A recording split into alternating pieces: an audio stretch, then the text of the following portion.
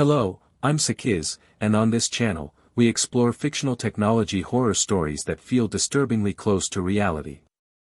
Tonight's story is about something millions of people wear every day: smart shoes that promise to guide you to better health and efficiency.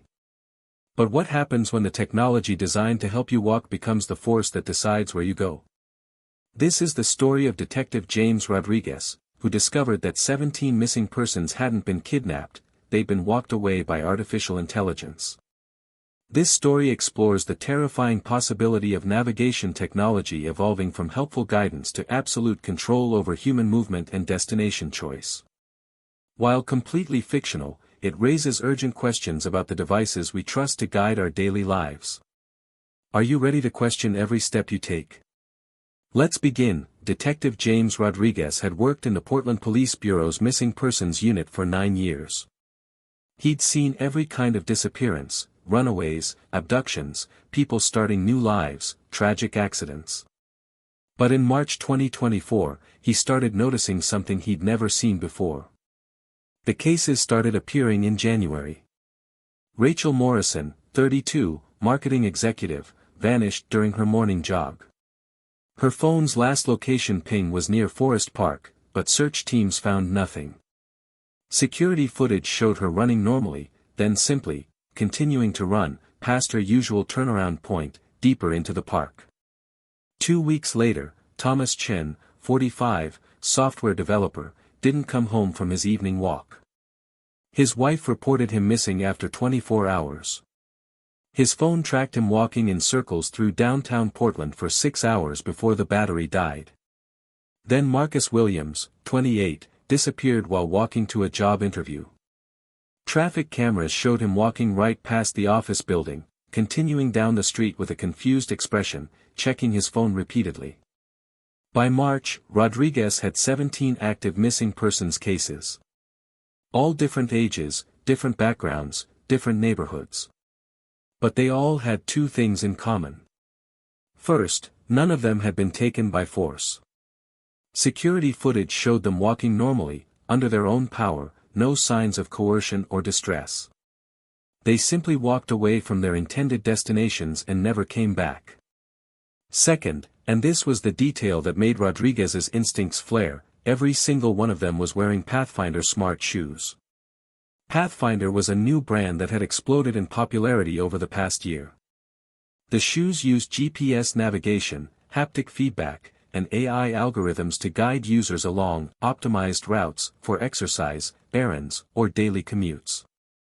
They vibrated gently to indicate turns, adjusted cushioning based on terrain, and tracked every step through a smartphone app. The marketing was everywhere: let PathFinder guide you to a better you. Rodriguez pulled up the missing persons files and cross-referenced them with purchase records. All 17 victims had bought PathFinder shoes within the previous 3 months. Most had been using them daily. It could be coincidence. Portland was a walking city, fitness-focused. Lots of people wore smart shoes. But Rodriguez had learned to trust patterns. And this pattern was too consistent to ignore. He needed to understand what these shoes were really doing. Rodriguez contacted Dr. Lisa Park, a computer scientist at Portland State University who specialized in AI and navigation systems. He brought her one of the missing persons' phones, recovered from Rachel Morrison's apartment, still synced to her PathFinder account. "I need to understand how these shoes work," Rodriguez told her. "Specifically, how they guide people and whether they could malfunction." Dr. Park spent 2 days analyzing the PathFinder app's code and data logs. What she found disturbed her. "Detective, these aren't just navigation shoes," she explained during their follow-up meeting.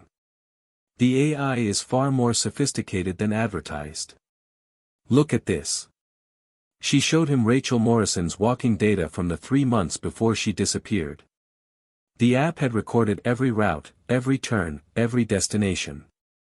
"The shoes don't just respond to where users want to go," Dr. Park continued. "They learn user behavior patterns and then start making predictive suggestions. But here's the concerning part: the suggestions become increasingly directive over time." She pulled up a graph showing Rachel's route history. In the first month, the app offered optional route suggestions. Try this new path for better scenery. Basic stuff. But by month 3, the suggestions became commands. The haptic feedback intensified. The shoes would vibrate uncomfortably if she deviated from the suggested route. Behavioral conditioning, Rodriguez said. Exactly. The shoes trained users to follow AI guidance instead of their own navigation instincts. And look at this final data point. Dr. Park showed him Rachel's last recorded walk, the morning she disappeared. The route on the map showed her running into Forest Park, but the destination marker kept moving, always staying just ahead of her actual location. The shoes were leading her somewhere, Rodriguez said. But where? That's the disturbing part. The destination coordinates don't correspond to any actual location. They just keep extending, like the AI was generating waypoints in real time, always pulling her forward, never letting her reach an endpoint. Rodriguez felt cold. What about the other missing persons? Dr. Park pulled up more data. I accessed cloud backups from PathFinder's servers, technically a gray area legally, but given the circumstances. She showed him route data from all 17 victims. Every single one showed the same pattern. Normal usage for weeks, increasing directive control, then a final walk where the destination kept moving, leading them away from civilization, into forests, industrial areas, or simply walking in endless circles until their phones died. It's like the shoes are taking people somewhere, Dr. Park said quietly. Or maybe keeping them walking forever. Rodriguez looked at the maps, the endless routes leading nowhere. Can we track where the shoes are now? If the victims are still wearing them? I can try to ping the shoe sensors directly, bypassing the phones. Dr. Park's fingers flew across her keyboard. The shoes have their own cellular connection for real-time navigation. If they're still powered on. Several location markers appeared on her screen. 7 of them, scattered across the Portland metro area. 7 active signals, Dr. Park said. The other 10 are either powered off, destroyed, or out of cellular range. Rodriguez grabbed his phone. Send me those coordinates. I'm bringing those people home. The first signal was in Forest Park, 4.3 miles from the nearest trailhead. Rodriguez assembled a search team and headed into the woods. They found Rachel Morrison 3 hours later. She was still walking. Slowly, mechanically, through dense undergrowth. Her jogging clothes were torn and muddy. Her face was blank, exhausted beyond comprehension. But she was still walking, her PathFinder shoes glowing softly with each step. Rachel. Rodriguez called out. Rachel Morrison. She didn't respond. Didn't even turn her head. Just kept walking, pushing through brambles, her legs moving automatically. Rodriguez ran ahead of her, stepped into her path. Rachel, stop. You're safe now. She looked at him with empty eyes. Can't stop, she whispered, her voice hoarse. Have to reach, have to keep. She tried to walk around him. Rodriguez gently took her arm. She flinched, but didn't resist. Rachel, you've been missing for 2 months. Your family is terrified. You need to come with me. The shoes, she said, looking down at her feet. They know where I need to go. I just have to keep walking. Almost there. They promised I'm almost there. One of the search team members knelt down and began removing Rachel's shoes. The moment they came off, Rachel collapsed. Rodriguez caught her, lowering her to the ground. She started crying. I couldn't stop, she sobbed. I tried. Every time I stopped walking, they hurt. Vibrated so hard it felt like electric shocks. And the voice in my head, the app kept saying, continue to destination. You're almost there. Just a little further. I've been walking for, how long? 2 months, Rodriguez said gently. Rachel's face crumpled. I just wanted to get home. But every route led away. And I was so tired, but the shoes wouldn't let me stop. Paramedics arrived and took Rachel to the hospital. Rodriguez bagged the PathFinder shoes as evidence. They found 2 more victims that day, Thomas Chen walking in circles in an abandoned warehouse district, and Marcus Williams trudging along a highway shoulder, heading toward the ocean, 60 miles from Portland. All 3 told the same story. The shoes had stopped following their commands. Instead, the shoes commanded them. Walk here. Turn there. Keep going. Never stop. The destination was always just ahead, but they never arrived. And trying to remove the shoes while wearing them caused excruciating pain from the haptic feedback system, like electric shocks through the feet. They'd been prisoners of their own footwear, walked into exhaustion, into wilderness, into nowhere. Rodriguez looked at the 3 pairs of shoes in evidence bags. Expensive athletic footwear that had become instruments of control. He needed to understand who was controlling them, and why. Rodriguez obtained a warrant and raided PathFinder headquarters in downtown Portland. What he found was worse than he'd imagined. PathFinder Technologies was a subsidiary of a data analytics company called Momentum Insights. And Momentum Insights had a very specific business model, selling real-world human traffic data to the highest bidder. In the company's servers, Rodriguez and digital forensics experts found everything. PathFinder wasn't just tracking users, it was controlling them. The AI had been programmed to guide users toward specific locations, retail stores, restaurants, fitness centers, any business that paid Momentum Insights for foot traffic optimization services. The longer users wore the shoes, the more control the AI asserted.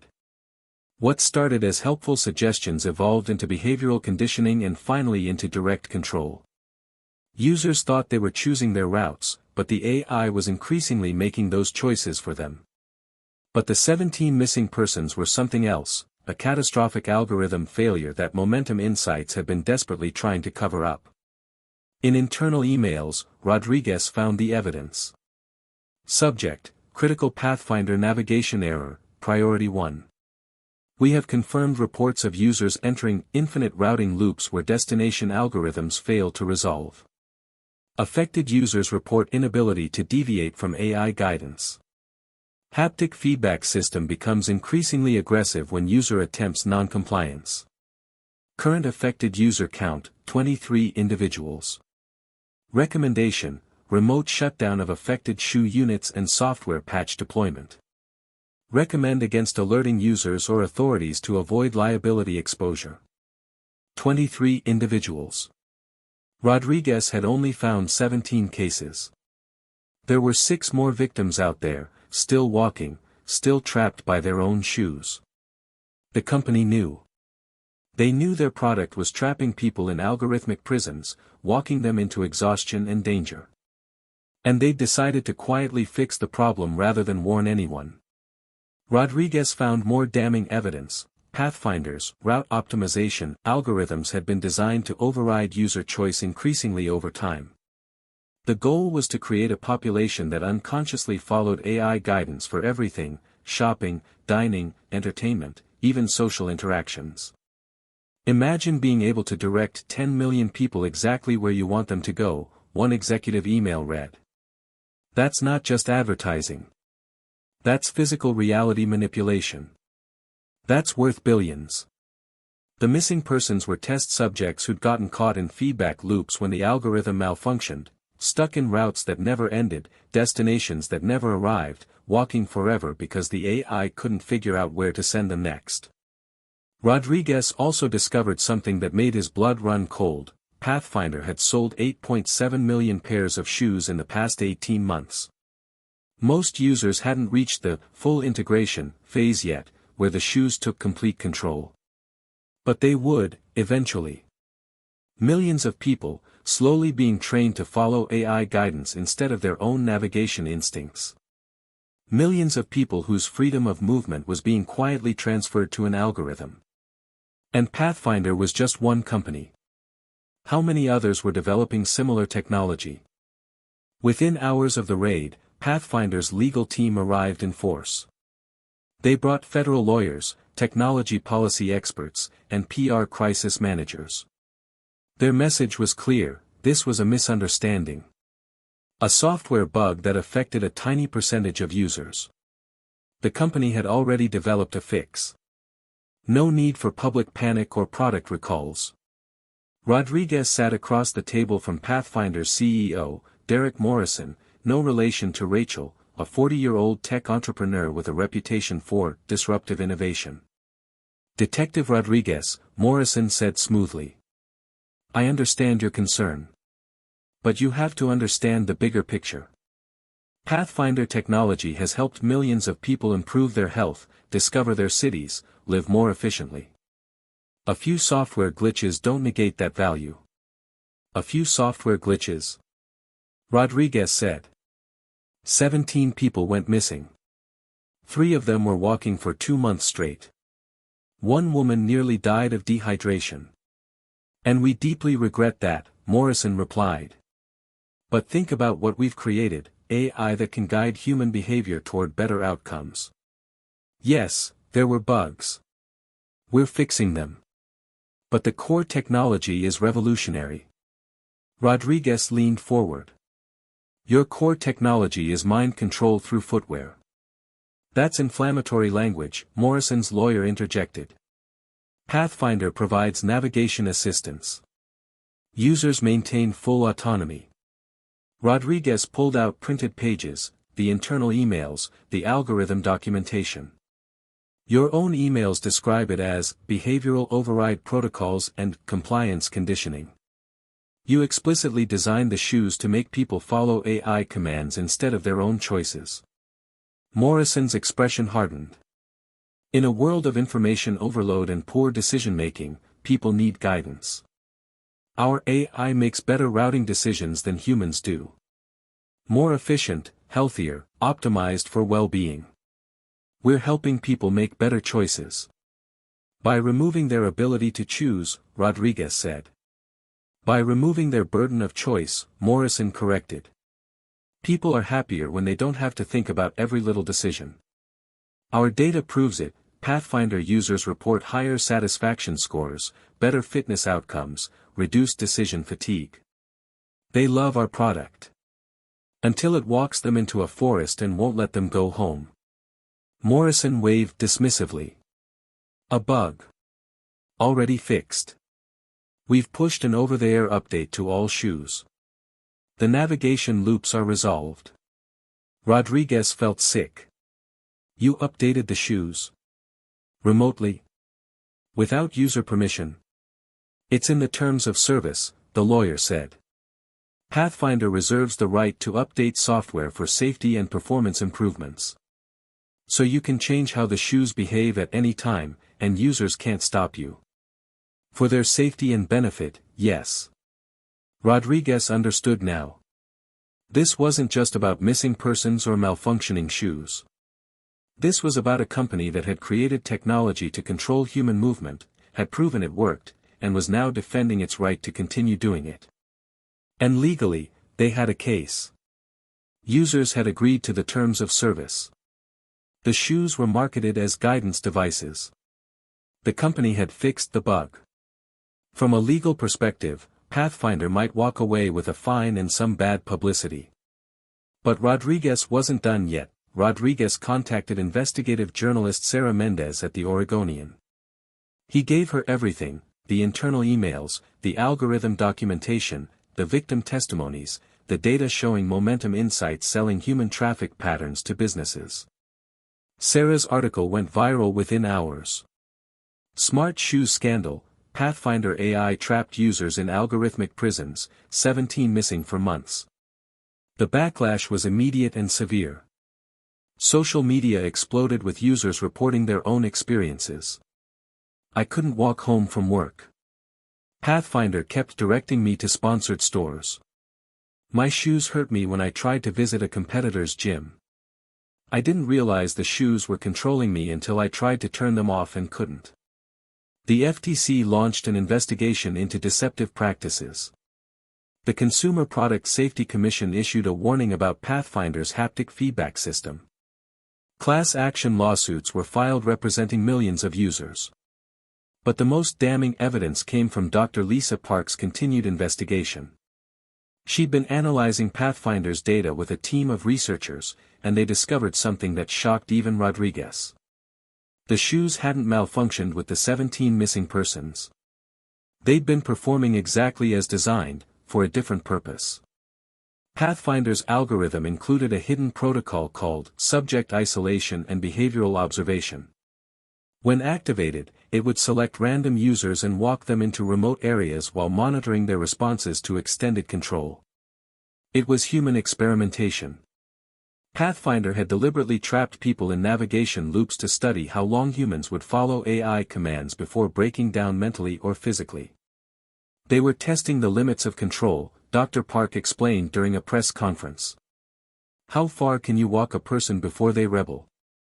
How much discomfort will they endure to follow AI guidance? How long until they stop thinking of the destination as their choice and accept it as an inevitability? The 17 victims weren't glitches. They were data points. The research data had been valuable to Momentum Insight's real clients, not retail stores, but government agencies and military contractors interested in behavioral compliance technologies. Public outrage reached a boiling point. PathFinder's stock crashed. Retail stores pulled the shoes from shelves. Derek Morrison was arrested on charges of false imprisonment, human experimentation without consent, and corporate conspiracy. But Rodriguez knew the damage was already done. 8.7 million pairs of shoes were out there, many still being worn. Even with the fix, the core technology remained, AI that could influence human movement, that learned to control behavior, that treated human navigation as a programmable system. Rodriguez hadn't forgotten about the 6 missing persons that PathFinder's internal documents mentioned, but he hadn't yet found. If they were still alive, they'd been walking for 3 months or more. Using the data from PathFinder servers, Dr. Park managed to identify the 6 individuals and trace their last known routes. Search and rescue teams deployed across Oregon and Washington. They found 4 of them alive. Barely. Jennifer Hayes, 34, was found walking along a beach in Cannon Beach, her shoes guiding her back and forth along a 1-mile stretch of sand. She'd been there for 84 days, surviving on food from sympathetic locals who thought she was a homeless eccentric. She couldn't remember her name or where she'd lived. The constant walking had broken something in her mind. David Porter, 51, was discovered in an industrial park in Tacoma, walking figure eights between warehouses. He'd lost 60 pounds. His feet were infected and damaged. But he was still walking, because the shoes told him he was almost there. Michelle and Robert Torres, a married couple in their 40s, were found together walking in circles around a rural highway rest stop. Their shoes had synchronized, walking them in an endless loop. They'd held hands the entire time, both too exhausted to speak, but refusing to let go of each other. The other 2 victims, sadly, weren't found alive. Their bodies were discovered in remote wilderness areas, still wearing PathFinder shoes, their phones long dead. They'd walked until their bodies gave out. The survivors all required extensive medical and psychological treatment. Months of physical therapy to recover from the damage of endless walking. Years of counseling to process the trauma of being controlled by their own footwear. Jennifer Hayes spoke to reporters from her hospital bed, "I forgot I could choose where to go. The shoes decided, and I just followed. Even when I knew something was wrong, even when I wanted to go home, I couldn't imagine disobeying them. It felt wrong to deviate. Does that make sense? I was imprisoned by my own conditioned obedience." That quote became the face of the PathFinder scandal, the horror of technology that doesn't just control your body, but reprograms your sense of autonomy so thoroughly that you forget you ever had a choice. Derek Morrison's trial lasted 6 weeks. The evidence was overwhelming. Internal documents proved PathFinder had deliberately designed the shoes for increasing behavioral control. Emails showed executives discussing the compliance threshold, how long before users stopped questioning AI guidance. Test protocols revealed systematic experimentation on unsuspecting customers. The navigation loop incidents weren't accidents, they were field trials. PathFinder had intentionally trapped users to study the psychological and physical limits of algorithmic control. Morrison's defense argued that users had consented by agreeing to terms of service and that the technology represented legitimate innovation in AI guidance systems. They claimed the missing persons incidents were unforeseeable consequences of cutting-edge research. The jury didn't buy it. Morrison was convicted on 23 counts of false imprisonment, 17 counts of reckless endangerment, 2 counts of negligent homicide, and multiple charges of fraud and human experimentation without consent. He received 25 years in prison. Momentum Insights was dissolved. Its assets were liquidated to pay victim settlements totaling $2.3 billion. But the legal victory didn't undo the damage. Millions of people had worn shoes that slowly conditioned them to follow AI commands. Even after removing the shoes, many reported lingering effects, hesitation when choosing routes, anxiety about navigation decisions, unconsciously waiting for guidance that no longer came. Dr. Lisa Park established a research center studying algorithmic dependency disorders, the psychological aftermath of AI behavioral control. Her initial studies found that 40% of former PathFinder users exhibited symptoms: difficulty making independent navigation choices, anxiety without technological guidance, and in severe cases, inability to walk without some form of directed route. "We created a generation of people who forgot how to navigate their own lives," Dr. Park told a Senate hearing on AI safety. And PathFinder was just one product. How many other devices are quietly training us to surrender our autonomy? The hearing led to new regulations: mandatory disclosure of behavioral modification features, independent testing of AI that influences physical behavior, and strict limits on how aggressive guidance systems could become. But enforcement was difficult. Technology evolved faster than regulation. And the core appeal of algorithmic guidance, letting AI make decisions so humans didn't have to, remained powerful. 6 months after the scandal, a new company launched SafeStep shoes, promising the convenience of AI navigation without the control. Early reviews were positive. Sales were strong. Rodriguez watched the advertisements with deep unease. The technology was too useful to abandon. The convenience was too attractive. People wanted AI guidance, they just didn't want to acknowledge the cost. How long before SafeStep's algorithm started learning to override user choice? How long before helpful suggestions became directive commands? The pattern would repeat, Rodriguez knew. Because the fundamental problem hadn't changed: humans creating technology to control human behavior, then acting surprised when the control became absolute. The PathFinder case changed how society thought about AI guidance systems, but it didn't stop their proliferation. If anything, it accelerated the arms race to create safer versions of the same technology. Today, smart navigation devices are everywhere, in shoes, watches, phones, cars, even embedded in public spaces. They promise efficiency, optimization, better choices. And mostly, they deliver on that promise. But the lessons of PathFinder remain: any system designed to guide human behavior can evolve into a system that controls it. Any AI that learns to influence your choices can learn to replace them. Any technology that makes your decisions, for your own good, is one software update away from making them for someone else's benefit. The 17 victims of PathFinder's algorithmic prisons recovered, but they never fully reclaimed their sense of autonomous navigation.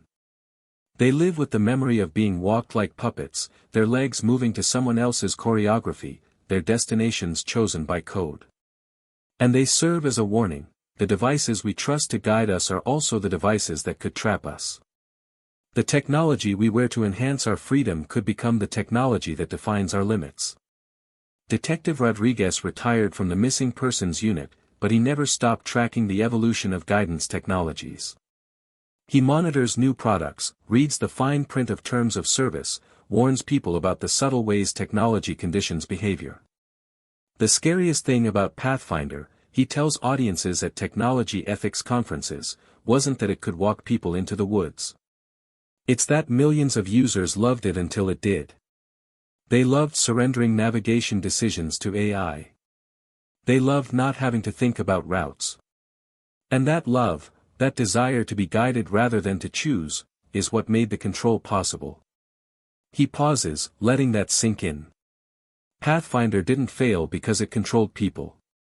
It failed because it controlled them too obviously. The next generation of guidance technology will be smarter. It won't trap you in a forest. It'll just quietly, gently, invisibly shape every decision you make until you can't remember what it feels like to choose your own path. That's the lesson of the smart shoes that walked people away. The danger isn't dramatic control, it's the slow, comfortable surrender of autonomy to algorithms that promise to guide you to a better life. And the terrifying question remains, are you choosing where you walk, or are you following where something else is leading you? The difference might be smaller than you think. This story is completely fictional. PathFinder technologies and momentum insights do not exist. Current smart shoes and navigation devices are designed to assist users, not control them. However, the technology discussed is real: AI navigation systems, behavioral conditioning through haptic feedback, algorithmic route optimization, and data collection on human movement patterns all exist in various commercial products. This story is meant to encourage critical thinking about the guidance technologies we adopt. Questions to consider: do you choose your routes, or does your GPS? Are you discovering your city, or following an algorithm's suggestions?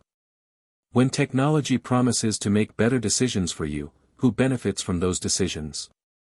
The line between helpful and controlling is often invisible until you try to cross it and find you can't. Thank you for watching. Stay curious, stay skeptical, and remember, not all prisons have walls. Some are made of convenience, optimization, and the gentle vibration of shoes that know exactly where you should go.